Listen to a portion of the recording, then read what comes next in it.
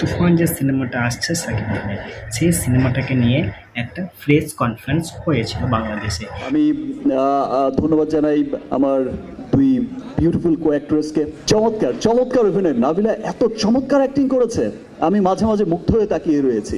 এবারে কি হয়েছে ব্যাপারটা, এবারে প্রেস কনফারেন্সে সাকিব খান কি কি বলেছে তারই কিছু কিছু ক্লিপ আপনাদেরকে আমি দেখাবো। তাহলে এই ক্লিপটা দেখুন। বাজেটটা যদি সেটা কেজিএফ এর বাজেটে হয় তারপরে রাফির কম পড়েই যাবে। সত্যি সাকিব খানের কথা বলার ধরন, সাকিব খানের যে স্টাইলিশটা, সেটা কিন্তু অবাক করা আর খুবই সুন্দর, অসাধারণ। আর সাকিব খান সত্যিই একজন ভালো হিরো। আর সাকিব খান যে কী পরিমাণে একজন অ্যাক্টর, সেটা কিন্তু সবাই জানে, ঠিক আছে? এবারে সাকিব খান সত্যি মানে ওইরকম হিরো বাংলাদেশে আর পাওয়া যাবে না, ঠিক আছে? এবারে ইন্ডিয়ার মধ্যে যদি আপনারা বলেন কে কে নাম্বার ওয়ান হিরো, তবে সেটা হলো জিৎ দেব, ঠিক আছে, টলিউডের মধ্যে। এবারে কিছু কিছু মানুষ বলছে যে আপনার শাকিব খান ইন্ডিয়ারও মানে বিশাল হিরো। তো তাদেরকে বলছি, না ভাই, যেটা সত্য সেটাই বলবো। শাকিব খানের যে কটা মুভি এখানে রিলিজ করেছে সবকটাই মুখ থুবড়ে পড়েছে।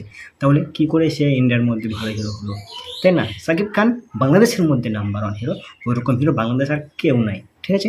কিন্তু ইন্ডিয়ার মধ্যে নাম্বার হিরো শাহরুখ খান, সালমান খান, ইয়াস, ঠিক আছে, এরাই, থালাপাতি বিজয়, এরাই, ঠিক আছে? জিৎ দেবও কিন্তু নয়। টলিউডের মধ্যে হতে পারে, কিন্তু গোটা ইন্ডিয়ার মধ্যে যে যে নামগুলো বললাম, শাহরুখ খান, সালমান খান, থালাপাতি বিজয়, ইয়াস, এই সমস্ত যে হিরোগুলো আছে, এরা কিন্তু নাম্বার ওয়ান হিরো।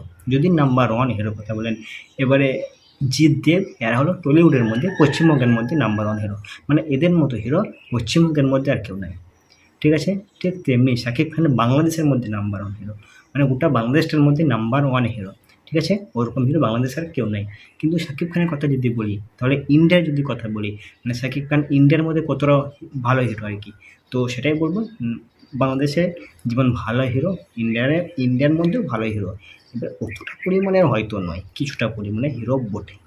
ভালো একজন হিরো, ভালো অ্যাক্টার, অসাধারণ অ্যাক্টার, আউটস্ট্যান্ডিং অ্যাক্টার। এবার তুফান সিনেমাটা আসছে, ঈদে রিলিজ করছে, আপনার কুরবানির ঈদে। এবার কেমন হবে সিনেমাটা না দেখলে বোঝা যাবে না। টিজার ওটা ছিল মনে হয়, টিজারটা কিন্তু খুব সুন্দর হয়েছে, গানগুলোও সুন্দর হয়েছে। এবারে ট্রেলারটা কবে আসবে সেটাই দেখার বিষয়। ট্রেলারটা কিন্তু এখনও পর্যন্ত আসেনি, যখন আসবে তখন রিভিউ করব, ঠিক আছে? এবারে শোনা যাচ্ছে নাকি ট্রেলার আসবে না, ডাইরেক্ট মুভিটাই আসবে। তো সেটা যদি করে তাহলে কিন্তু খুব একটা ভালো বিষয় হবে না, তার কারণ ট্রেলার যখন আসবে না তখন একটা মানুষের মনে ভালো ইফেক্ট কিন্তু পড়বে। আর সেই ইফেক্টটা পড়ার জন্য ট্রেলারটা আনা খুবই দরকার, খুবই দরকার, ঠিক আছে? এই হলো আমার বক্তব্য।